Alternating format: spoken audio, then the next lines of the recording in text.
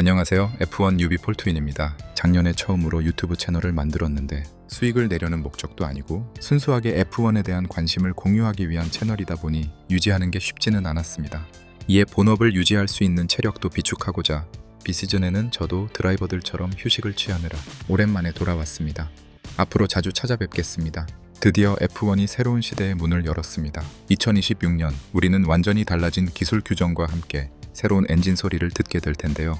개막까지 남은 2주 동안 2개의 영상을 통해 이번 시즌 F1을 즐기는데 가장 중요한 내용들만 핵심적으로 정리해 보도록 하겠습니다. 오늘은 F1 역사상 가장 큰 변화라고 불리는 2026년 규정 변화의 핵심 내용과 함께 최근 바르셀로나와 바레인에서 진행된 첫 번째 프리시즌 테스트 현장 소식을 아주 디테일하게 정리해 드리겠습니다. 가장 먼저 눈에 띄는 변화는 바로 파워 유닛, 즉 엔진입니다. 1.6L V6 터보 하이브리드 엔진이라는 형식은 유지되지만 그 속사정은 완전히 달라졌습니다. 기존 대비 내연기관 출력은 약 750마력에서 540마력 수준으로 과감하게 줄이고 대신 전기모터의 비중을 대폭 늘렸습니다. 전기모터 출력을 160마력에서 400마력 수준으로 3배가량 높이면서 내연기관과 전기모터의 출력을 거의 동등한 비율로 맞추게 되는 것이죠. 특히 이번 규정 변화에서는 구조도 복잡하고 제작 비용이 많이 들어서 신규 팀이나 신규 엔진 제조사의 진입을 막았던 열교환 장치, 즉 MGUH가 제거되었습니다. 덕분에 엔진 구조가 단순해지면서 신규 팀인 아우디가 자체 엔진을 제작할 수 있었을 뿐만 아니라 배기음이 이전보다 훨씬 더 날카롭고 커졌습니다. 조지 러셀과 피아스트리 역시 파워 유닛의 반응이 이전보다 훨씬 즉각적이고 파워풀해졌다는 평을 남겼습니다. 또한 100% 지속 가능한 연료를 사용하게 되면서 F1은 환경과 퍼포먼스를 동시에 잡는 새로운 시대로 진입하게 되었습니다. 차체의 크기도 눈에 띄게 작아집니다. 차량의 휠베이스, 즉 앞바퀴와 뒷바퀴 사이의 거리가 3800mm에서 3600mm로 200mm 줄어들고 차폭도 100mm 감소한 1900mm가 됩니다. 무게 또한 기존보다 30kg 줄어든 770kg으로 설정되었습니다. 그동안 F1카가 너무 크고 무거워져서 보트 같다는 비판이 많았는데 이제 다시 예전의 날렵하고 민첩한 움직임이 가능해진 것입니다. 하지만 이 무게 제한을 맞추는 것이 팀들에게는 엄청난 숙제입니다. 현재 알려진 바에 따르면 극히 일부 팀만 무게 규정을 완벽하게 충족하고 있으며 나머지 팀들은 차량의 무게를 줄이기 위해 도색을 최소화하거나 부품의 재질을 바꾸는 등 시즌 개막 직전까지 치열한 사투를 벌이고 있습니다. 차체가 작아지면 모나코를 대표적으로 하는 시가지 서킷과 같이 트랙 폭이 좁아서 추월이 어려웠던 서킷에서의 추월이 더 수월해질 것으로 기대되는 만큼 이번 규정 변화는 박진감 넘치는 레이싱을 위한 기초 공사라고 할 수 있습니다. 다만 작년에 윌리엄스가 보여줬던 신선한 작전은 다시 보기 어려울 수도 있겠습니다. 이번에 변화된 규정에서 가장 흥미로운 점 중 하나는 액티브 에어로다이내믹, 즉 가변형 공기역학 시스템의 도입입니다. 이제 드라이버는 주행 상황에 따라 윙의 각도를 조절하는 X모드와 G모드를 사용하게 됩니다. 직선 구간에서는 윙을 열어 드래그를 줄이고 최고 속도를 높이는 X모드를, 코너에서는 윙을 닫아 다운포스를 극대화하는 G모드를 사용합니다. 이를 통해 출력이 향상되고 공기 저항은 줄었지만 접지력이 약해지면서 전체적인 다운포스 양이 이전 세대보다 줄어들었고 차가 트랙 위에서 훨씬 더 불안정하게 반응합니다. 이는 결국 드라이버가 차량의 각 부분에 미칠 수 있는 영향력이 커진 만큼 소위 말하는 찻발이 아닌 순수 드라이빙 실력이 성적을 가르는 가장 큰 변수가 될 것입니다. 루이스 해밀턴은 테스트 직후 이제는 드라이빙을 하기 위해 공학 학위가 있어야 할 것 같다하며 복잡해진 제어 방식과 더욱 어려워진 전략에 대해 코멘트를 남기기도 했습니다. 타이어 규정도 변화를 맞이했습니다. 휠 사이즈는 18인치로 유지되지만 타이어의 폭이 좁아졌습니다. 앞 타이어는 25mm, 뒷 타이어는 30mm 줄어들면서 전체적인 공기 저항을 줄이는 데 초점을 맞췄습니다. 타이어 폭이 좁아지면 접지력이 다소 감소할 수밖에 없는데 피렐리는 이를 보완하기 위해 컴파운드 라인업을 새롭게 정비했습니다. 사용 빈도가 낮았던 C6 컴파운드를 폐지하고 C1부터 C5 그리고 인터와 웨스 타이어까지 총 7개의 컴파운드가 사용될 예정입니다. 이번 규정 변화의 하이라이트는 바로 매뉴얼 오버라이드라고 불리는 오버테이크 시스템입니다. 기존의 DRS가 단순히 날개 플랩을 열어 공기역학적 이득만 부여해주는 것이었다면 이제는 드라이버가 직접 배터리의 전기 에너지를 컨트롤하여 추월에 활용해야 합니다.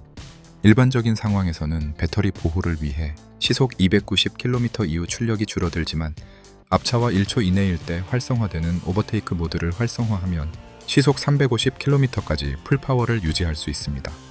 하지만 차량에 저장할 수 있는 에너지 총량은 한정되어 있습니다. 부스트나 오버테이크를 너무 일찍 사용하여 배터리를 소진해버리면 다음 코너나 바퀴에서 차가 눈에 띄게 느려지는 클리핑 현상이 발생하게 됩니다. 랜도 노리스는 이 시스템 덕분에 레이스가 훨씬 역동적이고 예측 불가능해질 것이라며 큰 기대감을 표했습니다. 이제 드라이버는 언제 에너지를 쏟아붓고 언제 다시 채우는 리차지 과정을 거칠지 실시간으로 판단해야 하는 전략가로서의 면모를 보여주어야 합니다. 선수들의 생명을 보호하기 위한 안전 규정도 대폭 강화되었습니다.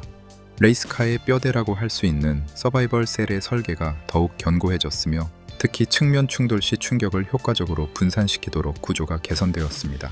또한 두 단계로 분리된 전면 충격 흡수 구조를 도입하여 심각한 사고 상황에서도 드라이버에게 전달되는 충격을 최소화하도록 설계되었습니다. 가시성 확보를 위한 변화도 눈에 띕니다. 비가 오거나 시야가 좋지 않은 상황에서 뒷차가 앞차를 더 잘 식별할 수 있도록 기존 후방 라이트 외에도 사이드 미러 측면에 LED 라이트를 장착하는 것이 의무화되었습니다.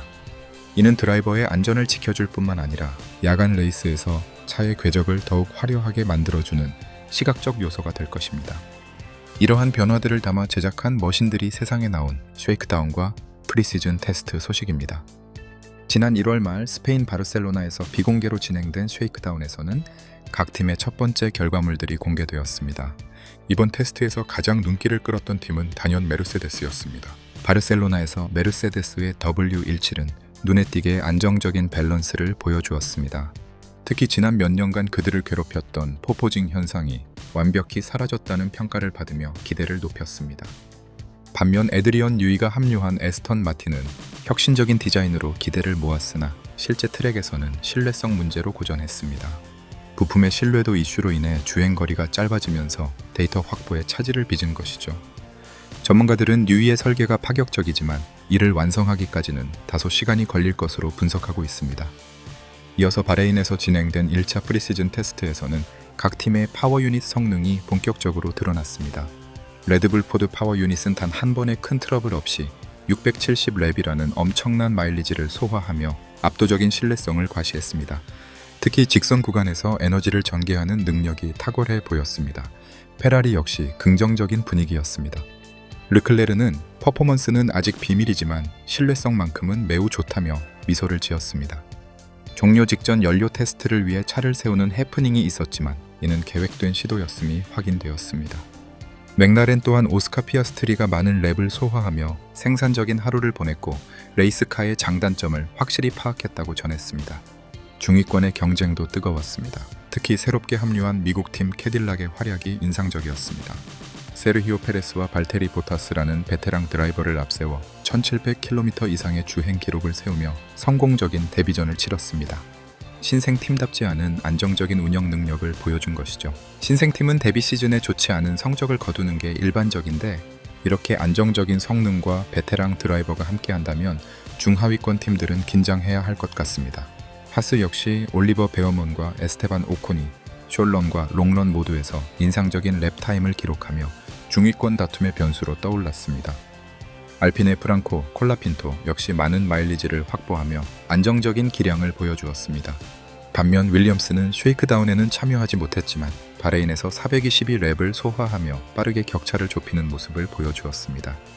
오늘은 이렇게 2026 시즌 달라지는 F1의 모습과 첫 테스트의 열기를 살펴봤습니다. 규정은 더 까다로워졌지만 드라이버의 실력과 팀의 전략이 개입할 여지는 훨씬 커졌습니다. 과연 누가 이 거대한 변화 속에서 완벽한 승리, 즉 폴트윈을 차지하게 될까요? 여러분이 생각하는 이번 시즌 우승 후보는 누구인가요? 댓글로 의견 남겨주세요. 다음 주에는 2026 시즌 총정리 2탄으로 모든 팀의 라인업 총정리와 바레인 2차 테스트 후기로 돌아오겠습니다. 오늘 영상이 도움되셨다면 구독과 좋아요 부탁드립니다. 지금까지 여러분의 F1 파트너 폴트윈이었습니다. 시청해주셔서 감사합니다.